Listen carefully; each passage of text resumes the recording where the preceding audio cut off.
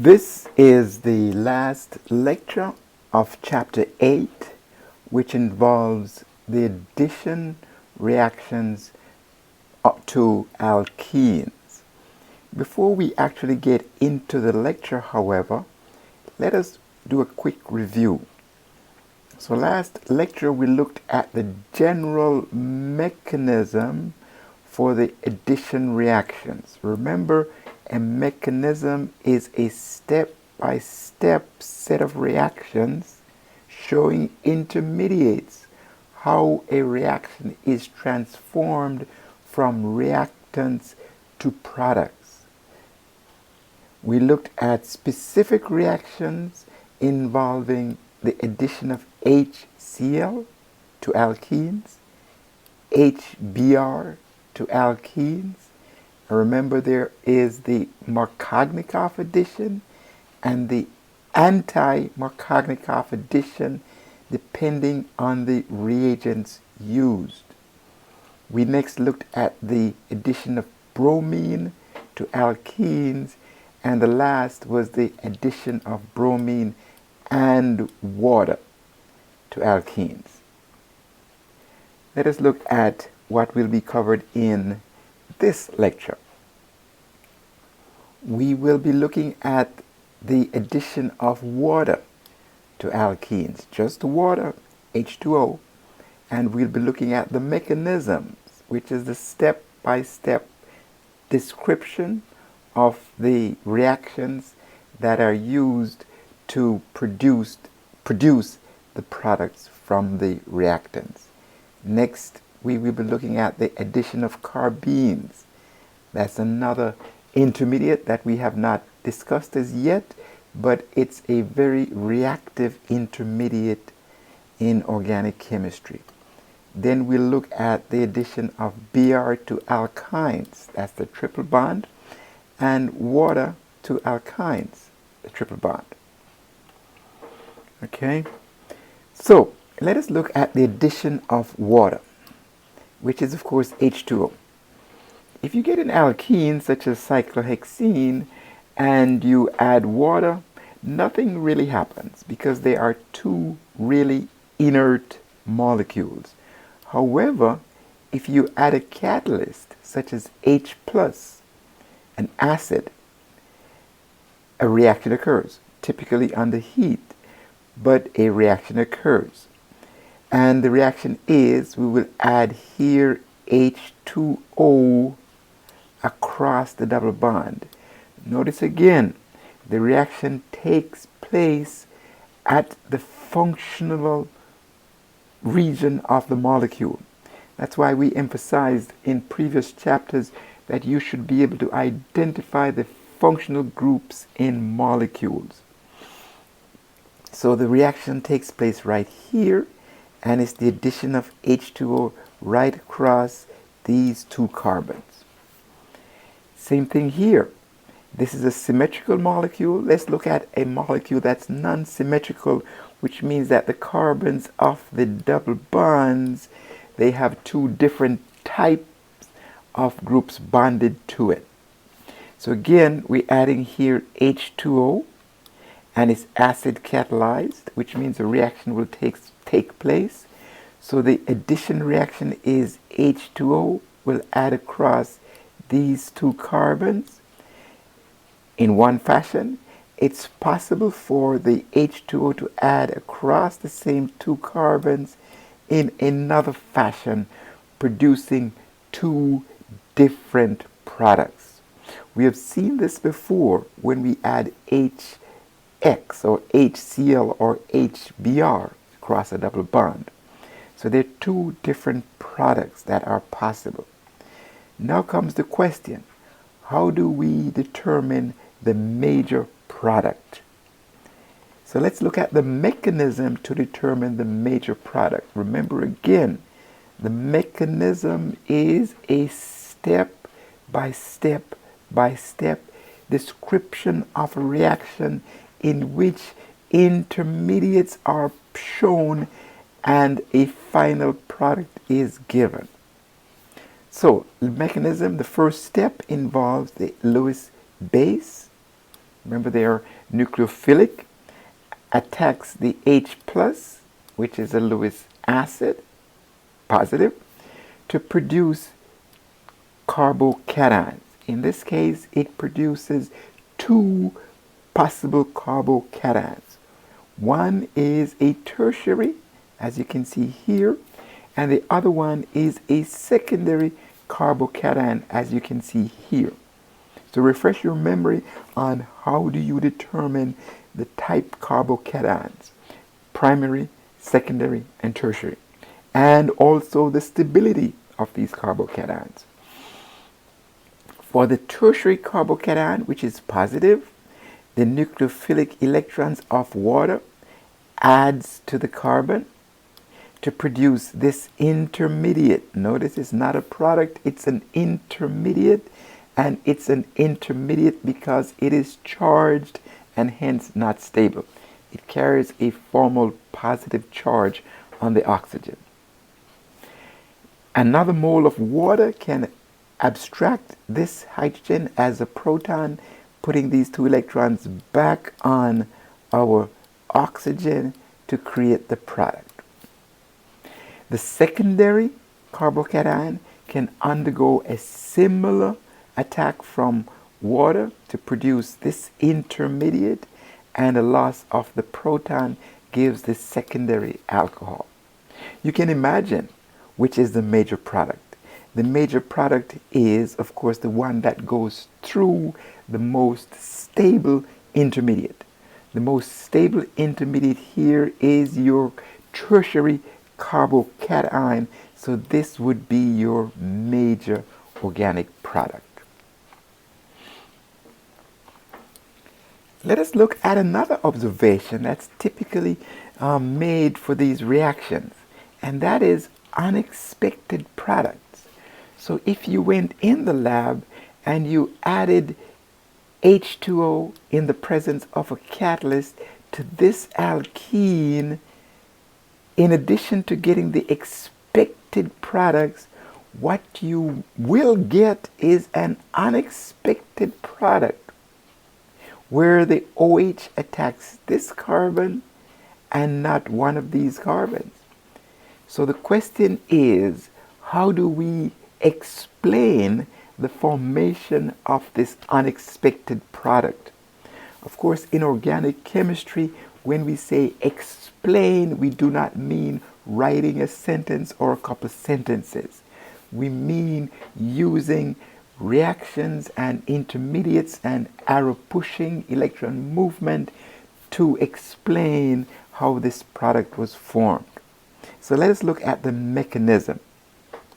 The first step in the mechanism is these electrons here, which are nucleophilic, attack our catalyst H plus to form this carbocation right here, which is secondary, not as stable as a tertiary carbocation. So we have a migration of the H with its electrons over to here.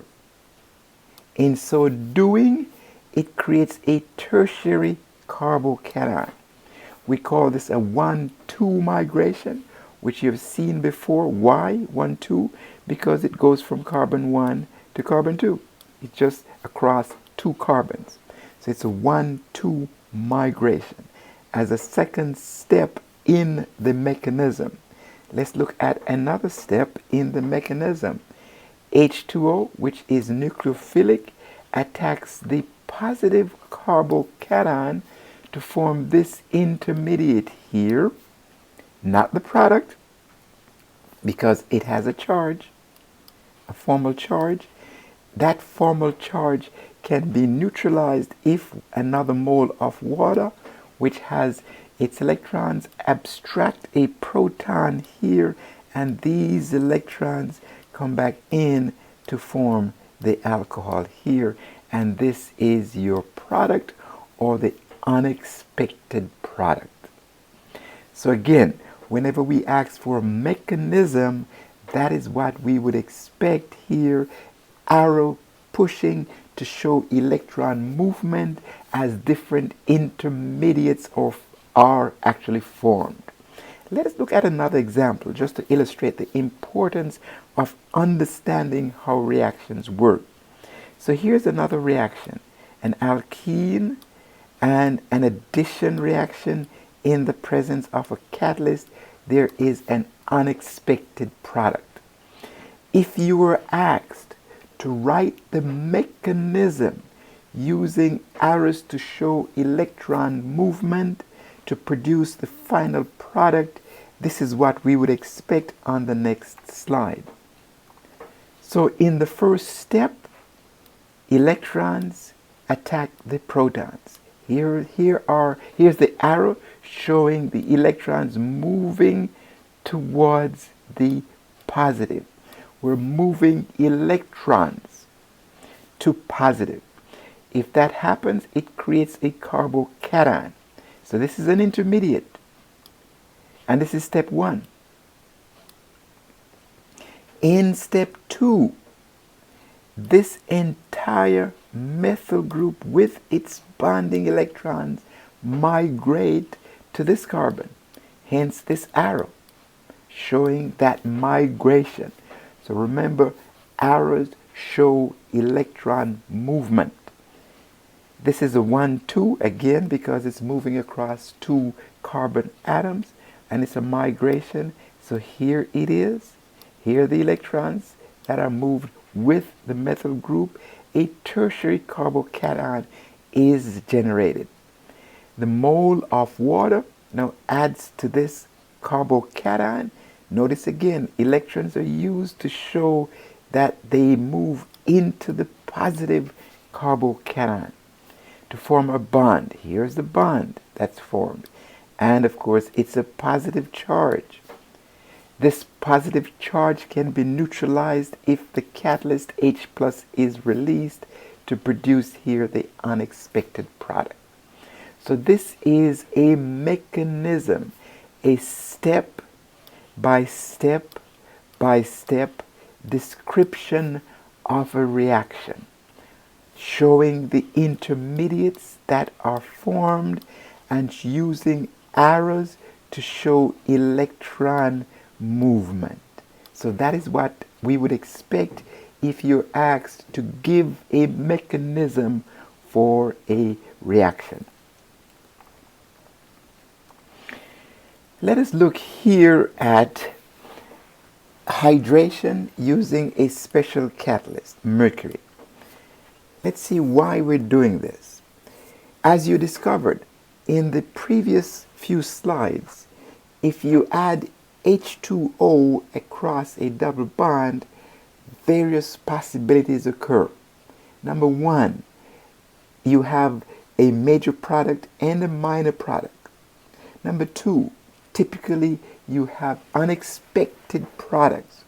So if you're trying to synthesize a specific molecule which has an OH on it, you will not be using just acid catalyst and water. So here is the strategy that we will be using. We will first add mercury acetate as a catalyst. Mercury, as you can see from the periodic table, is pretty large and bonded to the acetate group, which is electronegative. It makes this mercury here very electropositive. So these electrons can swing out and bond to the mercury. Because mercury is pretty large, it will sit right between these 2 carbons of the double bond. Which means that these carbons here are partially positive, and this one is also partially positive. In the presence of water and nucleophile, it will attack one of these carbons. It turns out that this water attacks the carbon that is most crowded, which means that it has alkyl groups compared to the carbon that has hydrogens. If that happens, it creates this intermediate Notice it's an intermediate because it is charged, has a formal charge on it.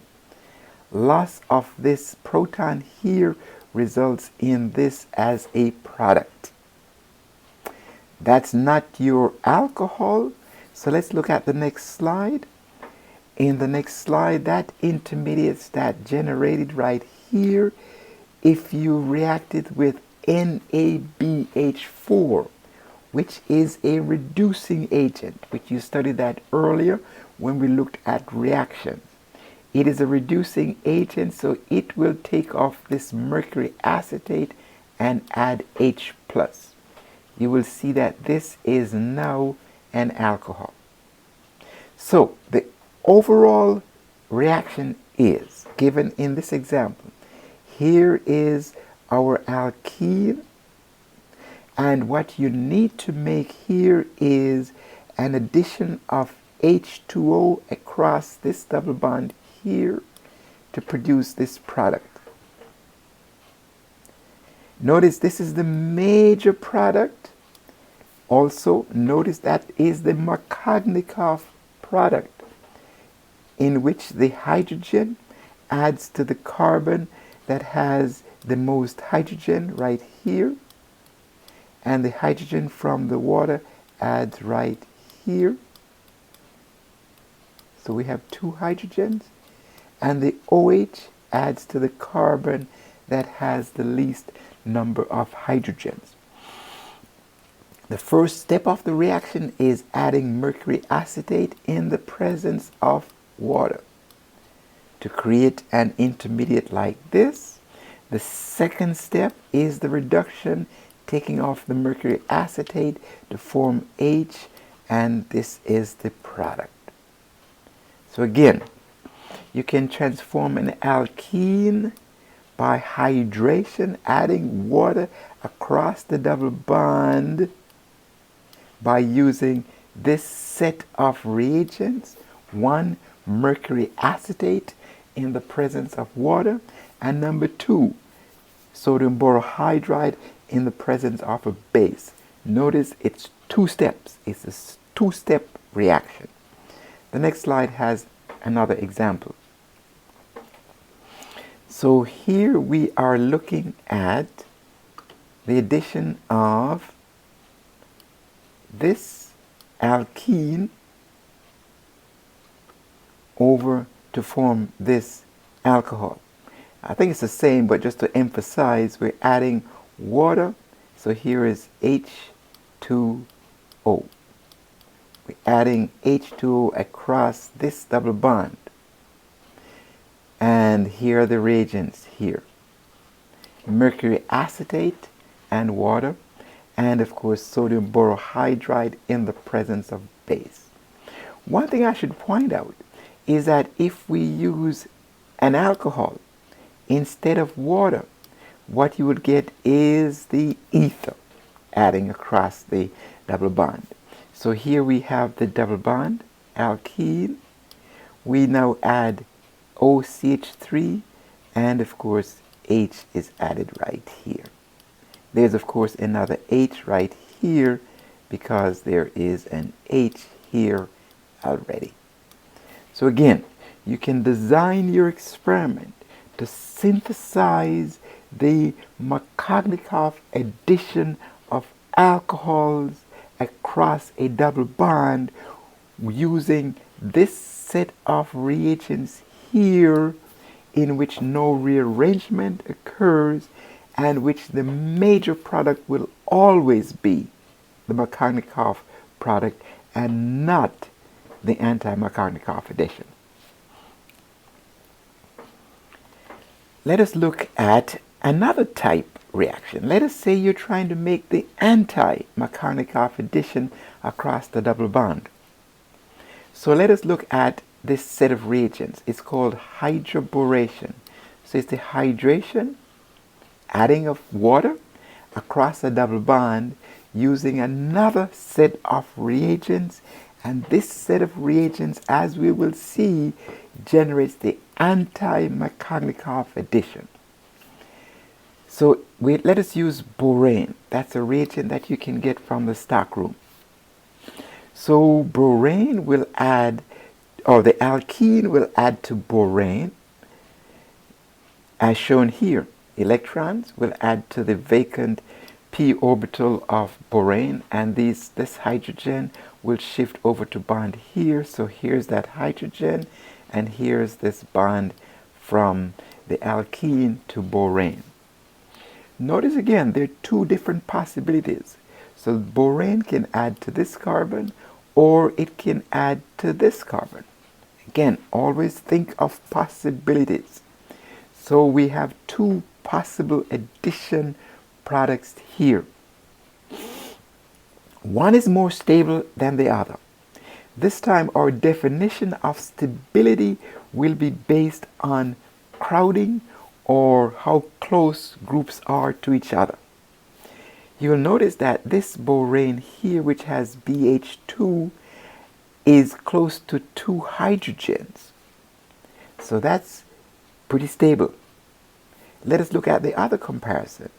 This borane here, which has 2 hydrogen, is now close to 2 alkyl groups, because we started out with this alkene with 2 alkyl groups. Because of this nearness that exists between the borane and the alkyl groups, we call that steric interaction, and as a result it is less stable, or this product here is less stable than this product. So this is the more stable product from the addition of borane to an alkene, an unsaturated, unsymmetrical alkene. Okay, once we have that formed, let's see what is another step. If we can oxidize this to an alcohol using a strong oxidizing agent, here hydrogen peroxide, H2O2, in the presence of a base, we have OH. So as you can see, what we've added is essentially H2O across the double bond. Here is the other possibility. We can oxidize this BH3 to produce the OH. This is the minor product, however, and this is the major product, however. Okay, so let us look at an example for applying this concept. So if you had this molecule here, the same molecule we had before, here is the double bond, the alkene. This time, instead of using mercury, we're using borane in the first step. This could be BH3 or B2H6. You'll see in the book that it actually exists as a dimer. So whichever you write will be correct. In the first step, BH3 or B2H6. In a second step, it's oxidized. You can see here we've added H2O across this double bond. And notice this is the major product, and that's the anti-Markovnikov product. Same here. Here is our double bond. This time we're using BH3 or B2H6, followed by a second step, which is oxidation. This is our major product, which is the anti-Markovnikov addition. Notice that if we had used mercury acetate followed by reduction, we would have gotten the Markovnikov product. So again, you'll have to think very carefully here what is needed and design your reactions so that you get the product that is desired. Let us look at another type reaction, the addition of carbenes to form cyclopropanes from cycloalkenes. So here is our alkene, double bond. Here's a carbene. We have not studied this before, but it's a carbon, it's a divalent carbon that has a vacant p orbital right here, and a sigma orbital with a pair of electrons. Very reactive. So, as you can imagine, these electrons here will react with the vacant p orbital of the carbene, and the electrons of the carbene will react with that carbon to produce a cyclopropane. So this carbon here is coming from the carbene. These two groups here, typically hydrogens, are coming from the carbene. So let us see how we can apply this reaction. So here is our alkene. What we'll do is, because carbenes are reactive intermediates, it will have to be made by putting different reagents together. If you mix here CH3I2 with the zinc and copper, you will get the CH2 carbene, and it will react with this alkene to produce this cyclopropane, and this reaction is known as the Simmons-Smith reaction, named after two chemists who discovered this reaction. So the main thing here is you can transform an alkene, a double bond, into a cyclopropane moiety for a molecule. Of course, here's the IUPAC name for that molecule. Here's another example. Same molecule we had before.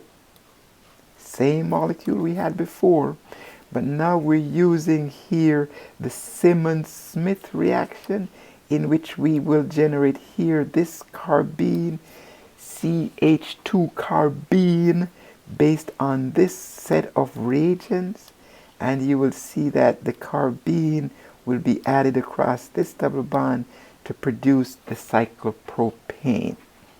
So the bottom line here is that you will be starting out with alkenes as your reactant and asked to synthesize different molecules, and you will have to carefully select the appropriate set of reagents to synthesize the target molecule. Let us look here at the addition to alkynes. So alkynes, as you know, is a triple bond. So if we have an electrophile, so this is the mechanism. If you have an electrophile, the nucleophilic electrons of the triple bond will add to give a carbocation. Notice you're using just one set of the pi electrons, and you still have a double bond here, but you also have a positive charge. In the presence of a nucleophile, as you have seen before, it will add to this electrophile to produce this as the product. As you've seen, this is an alkene, so it can react with an electrophile to produce a carbocation, and a nucleophile can react to produce this as the final product. Notice the nucleophile adds to the same carbon, and the electrophile adds to the same carbon. Let us apply that concept here. Here is propyne. Notice it's not symmetrical because this carbon here has a methyl group and this carbon here has a hydrogen. So the first step is this pi electron, or these electrons, or one set of the pi electrons, because it's nucleophilic, will add or abstract or react with the proton from HBr because it's partially positive, to form here the carbocation. Notice two possible carbocations are formed, and this one is more stable because it has an alkyl group bonded to that carbon, and the more alkyl groups bonded to a carbon that is a carbocation, the more stable it is. So this carbocation is more stable than adding to the reverse. The next step is, of course, the Br negative adds to give this as the product. So here is the Br, and here is the H plus that added to give an alkene or a bromoalkene as a product. As we have said in the previous slide, it can react further. So here is the alkene, one set of pi reaction, one set of pi electrons can react with the H plus of the HBr to produce, in this case, a carbocation. Notice again, this carbocation is more stable than if it were to form over here, because this has two hydrogens bonded to it, and this now has a methyl group and a bromine, very stable. In a second step, the bromine will add to this carbocation to form this as your final product. So that's the mechanism of the addition of HBr across a carbon-carbon triple bond to form a final product. Let us now look at the addition of water to a carbon-carbon triple bond, this time in the presence of a catalyst Hg+. Again, looking at the periodic table, you'll see that Hg2+, well, Hg is a very large atom. And of course, if it's in the form of a salt, it's Hg2+, plus again. So you can imagine the nucleophilic electrons will add over here to form this type intermediate. Again, it is sitting right between the two carbons because of its size. So the bottom line is that we have an intermediate here in the presence of water. Water will add to the carbon that has the most groups bonded to it to form an intermediate like this. And of course, in the next step, it can abstract this proton to give this as an intermediate. And what we have here is H plus as our catalyst. These electrons can go here to form another carbocation, and we have this intermediate formed here. The bottom line is that when it's done, we have what's formed and what's called an enol. So we've added water, H2O, across a carbon-carbon triple bond to form an enol. Here is the H2O that's added across the carbon-carbon triple bond to form this type product. It's called an enol. Enols are not stable. They quickly tautomerize to give a ketone. So the ketone is formed right here from the OH to form this as the final product. Okay, bottom line is, let me change the color of the pen so you can actually see. Let's use green. So the bottom line is that we have an alkyne here. We're adding water across that alkyne. Here is the water that's added to form an enol, and the enol quickly tautomerized to give a ketone. So the addition of water to a carbon-carbon triple bond results in a ketone.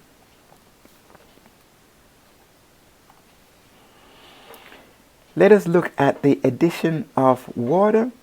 This time here we're looking at using a different set of reagents, and this set of reagents here is using the borane, but here a very crowded type borane. Instead of BH3, as we have seen before, we're using a very bulky secondary isoamyl bonded to the boron, and in this case we have two groups and one hydrogen. So here it is. Here's the boron with the very bulky secondary isoamyl group and another very bulky secondary isoamyl group, and of course here is a hydrogen. In this case we have a triple bond, so one set of our pi electrons will react with the boron and the other H will come here to form this product. We've seen that before when we just use BH3. So what the product that results look like this. So we're adding secondary boron and a hydrogen across the double bond. As you will see, this is the major product for that addition, because this is a very bulky group, this is a very bulky group, and if we have an R bonded to this carbon, it will prefer to bond to the other carbon to prevent steric hindrance. If you carry out the reaction in a second step, an oxidation, you will now get OH. So it's the addition of H2O across this triple bond. And that's the enol. Notice again, it's the enol. And the enol will quickly tautomerize to give the carbonyl, or the keto, in this case the aldehyde form. So just for emphasis, let me review just for emphasis here by changing the color of my pen so you can see what really happens. So here is a carbon-carbon triple bond. It's non-symmetric because this carbon here has an R group and this carbon here has a hydrogen. If you use a very bulky borane like this one, secondary isoamyl borane, it will add so that this borane adds to the carbon that's less crowded. In a second step, if you oxidize this off, you will get the OH adding to the carbon that's less crowded. So we've essentially added here H2O, hydration, across the triple bond to create an enol. And this is not the product that's isolated. It will tautomerize to give the keto form here. In this case, it's an aldehyde. So let us see if we can apply this concept. So if you had, notice it's an hydration. If you had this alkyne, triple bond right here, and you wanted to add H2O across the double bond in a Markovnikov manner, you would use mercury and a catalyst. This gives the enol and it tautomerizes to give the ketone. If on the other hand you wanted to add the OH across the triple bond, notice there's another H back over here, using an anti-Markovnikov method, you would use your very bulky secondary isoamyl borane followed by oxidation to give this enol, which will quickly tautomerize to give this as your product. So again, if you have this as your starting material and you want to form this as your product, this is the set of reagents, or these are the set of reagents that you'd use. If you have this as your starting material, and you wanted to get this as your final product, these are the set of reagents that you would use to get that as your product. Okay, let us see how we can test you on this concept. So, let us see how to carry out the following transformation. In fact, you will see questions like this on the quiz, well, actually on the exam on Thursday. It's called synthesis. We start out with a molecule, typically a very simple molecule, and we try to make a more complex molecule. Synthesis, using a set of reagents.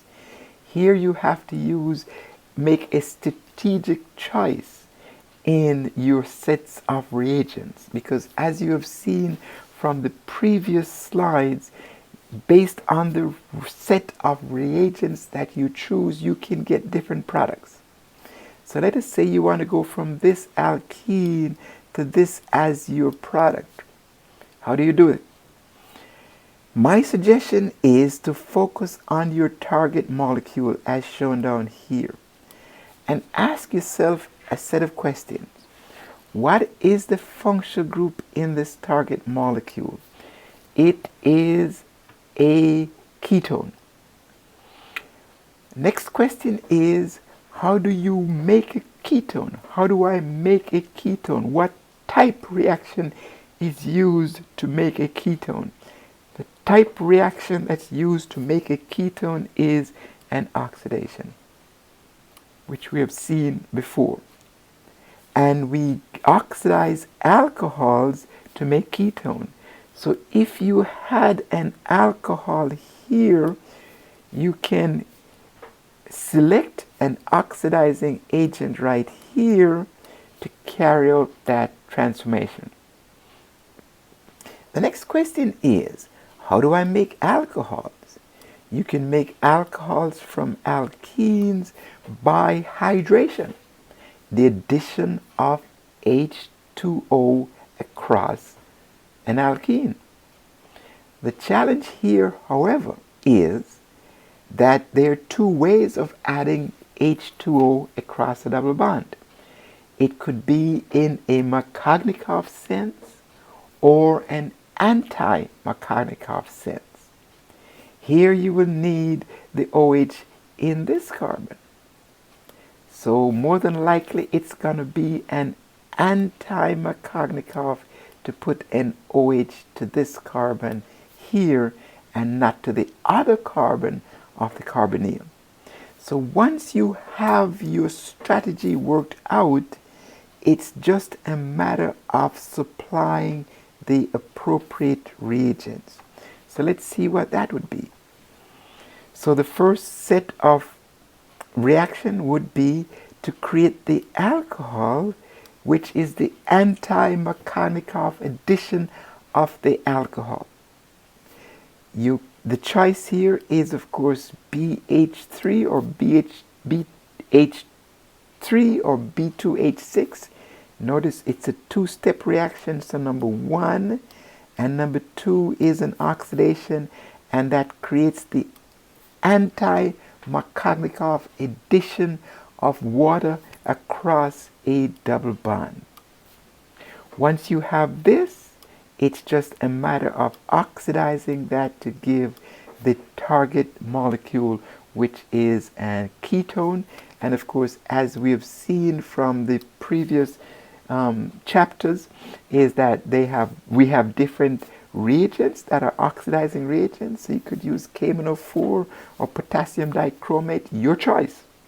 But the bottom line is we need an oxidation to go from an alcohol to a ketone. So that is a classic example of synthesis. I think that's the last set of slide. So this is the end of that chapter. I know there's a lot of information here, but read the text carefully and try to organize this in terms of the addition of different reagents across the double bond. The one that's of most important for synthesis is the addition of water across the double bond, and of course you will have to make the appropriate choice in terms of Markovnikov addition or the anti-Markovnikov addition, depending on what reagent, what your target molecule is. So continue to study hard. This will be on the exam for sure. And of course, I'll also arrange to have similar reactions on the tutorial, which I'll post on the weekend, on this weekend by tomorrow. And so continue studying hard and get ready for the exam, which is scheduled for this Thursday. Okay? Bye.